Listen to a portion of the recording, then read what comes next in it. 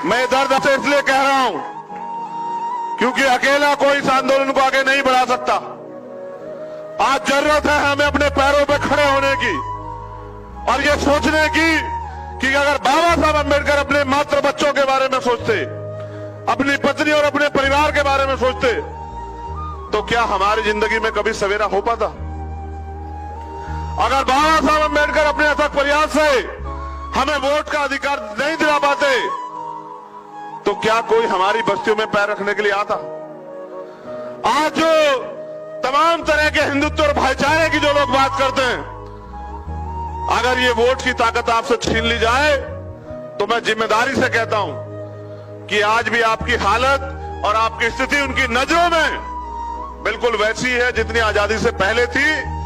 मेरे आज भी उस घटना को मैं याद करके आपको बता सकता हूं कि जब गोलमेज कॉन्फ्रेंस में मदन मोहन मालवीय जी ने यह कहा कि डॉक्टर अंबेडकर आप हमारे भाई हैं, और अंग्रेजों से कहा कि भारत में कोई छुआछूत नहीं है, कोई भेदभाव नहीं है। डॉक्टर अंबेडकर बस थोड़े नाराज हैं, इस वजह से इस तरह की बातें कर रहे हैं। हम तो वहां परिवार की तरह रहते हैं, हम तो एकजुट हैं।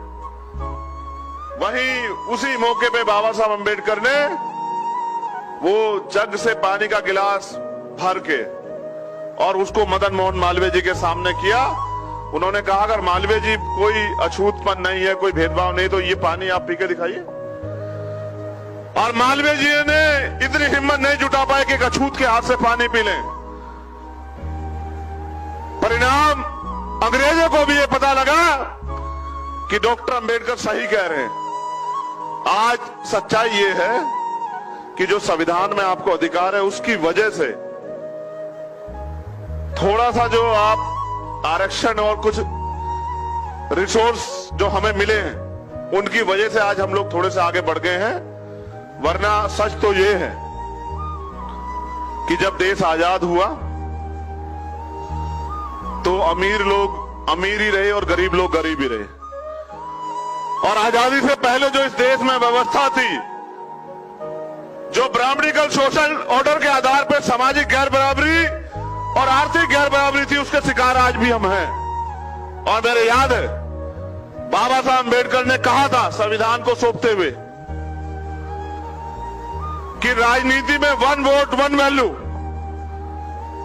इस वोट के आधार पर राजनीति में तो हम लोग बराबर हो जाएंगे, लेकिन ब्राह्मणिकल सोशल ऑर्डर के आधार पर जो सामाजिक गैर बराबरी और आर्थिक गैर बराबरी आज भी कायम है, जब तक हम उसका अंत नहीं करते तो इस देश में हमारी राजनीति भी कामयाब नहीं हो पाएगी।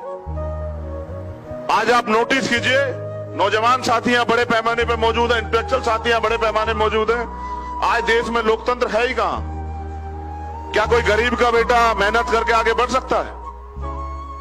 मैंने खुद उत्तर प्रदेश में चुनाव कंटेस्ट किया और उस व्यक्ति के खिलाफ कंटेस्ट किया जो उत्तर प्रदेश के सूबे का मुख्यमंत्री। जब मैंने कंटेस्ट किया तो मैंने ये देखने के लिए कंटेस्ट किया कि चुनाव होता कैसा है, लड़ाने में और लड़ने में फर्क है। मुझे एहसास हुआ कि अगर 50 लाख रुपए 1 करोड़ रुपए आपके पास नहीं तो आप चुनाव नहीं लड़ सकते।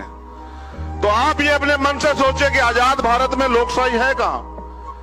कोई गरीब का बेटा अगर कितना भी मेहनती क्यों ना हो, कितना भी संघर्ष क्यों ना हो, कितनी भी उसके दिल में सपने क्यों ना हो, लेकिन वो लोकतंत्र में अपनी बात को रखने के लिए इतने तमाम लोगों के जो बैरिकेड्स लगा दिए गए, उनको पार नहीं कर सकता है। आज भी हम लोग बाबा साहब अम्बेडकर के अनुयायी, लेकिन आज भी मीडिया, मनी, इन तमाम तरह की सुविधाओं से, रिसोर्सेज से हम लोग दूर हैं। और जिनके साथ मुकाबला है, अगर हमें पैंथर बनाना पड़ा, क्यों बनाना पड़ा? जब इस देश में कानून है, संविधान है, तो हमें क्यों बनाना पड़ा? क्यों हमें अपने लोगों की रक्षा के लिए निर्णय लेना पड़ा? उसका एकमात्र कारण यह है कि कानून बनाने की ताकत हमारे हाथ में नहीं है और कानून को लागू कराने की ताकत हमारे हाथ में नहीं। और अगर कानून को लागू कराने की ताकत हमारे पास नहीं है तो हम मात्र एक भीड़ है, और भीड़ कोई यो लड़ाई नहीं जीतती, भीड़ कभी कामयाब नहीं होती है, भीड़ हमेशा भेड़ होती है। हमें इस भेड़ की कैटेगरी से आगे निकलना पड़ेगा। मुझे आज एक तकलीफ और है, मैं उसको भी आपके सामने बयां करूंगा। यहाँ पैंथर बैठे हैं, ये रीढ़ है, इस आंदोलन की रीढ़ है जो लोग यहां बैठे हैं। बलि बकरी की दी जाती है, शेर की नहीं दी जा सकती। अगर हमें शेर बनना है तो हमें अपने महापुरुषों के जीवन संघर्ष को, उनके सिद्धांतों को, उनके जीवन को अनुसरण करना पड़ेगा, जीना पड़ेगा। बाबा साहब अम्बेडकर चाहते थे कि हम इंस्टीट्यूशन बनाएं। आज आप चेक करो, महाराष्ट्र में हो सकता है क्या देश में हम पे ऐसे इंस्टीट्यूशन है कि हम अपने कमजोर बच्चों को जो है वहां पढ़ाने का काम कर सकें। जहां विरोधी लोगों ने इतने बड़े बड़े इंस्टीट्यूशन खोल के अपनी विचारधारा को वहां प्रचारित प्रसारित करने का काम किया, तो क्या उनके मुकाबले उनको टक्कर देने के लिए या अपने समाज को उस लेवल पे खड़ा करने के लिए क्या हमारे पास उनसे आधे भी इंस्टीट्यूशन है? जैसा मैंने कहा कि आज अगर हम पढ़ते भी तो हैं तो मात्र नौकरी के लिए, और ये एक कड़वा सत्य है। मैं अपवाद को पे नहीं जाना चाहता, लेकिन सच ये है, अगर भारत में आज हम पढ़ते भी हैं तो मात्र इसलिए कि नौकरी मिल जाए। हम ज्ञान के लिए नहीं पढ़ते हैं। और अगर हम ज्ञान के लिए पढ़ते तो फिर यहां दोबारा से डॉक्टर अंबेडकर जन्म लेते। हम इसलिए पढ़ते हैं कि हमें नौकरी मिल जाए, और नौकरी इसलिए कि कुछ पैसे मिल जाए और उन पैसों के जरिए हम अपने घर परिवार को चला सकें। कहीं से कहीं तक भी हम आंदोलन के साथ नहीं खड़े हैं। ये पूरा आंदोलन देने के लिए है। आप फूले साहब को पढ़िए, उन्होंने 18 स्कूल खोले। आज हमारे पास IAS IPS भी हैं, वो 2 स्कूल नहीं खोल पाए। कौन जिम्मेदार है? उन्होंने, आज हमारे लोगों को कुर्सी ना मिले उनको अपमान लगता है, लेकिन मां सावित्रीबाई फुले अपने अपमान की परवाह न करते हुए हमें पढ़ाने का काम करती थी। ऐसे चलते हैं आंदोलन। पैंथर अगर आगे बढ़ा तो पैंथर के लोगों ने अपना खून और अपना पसीना, अपना तन मन धन उसमें झोंका।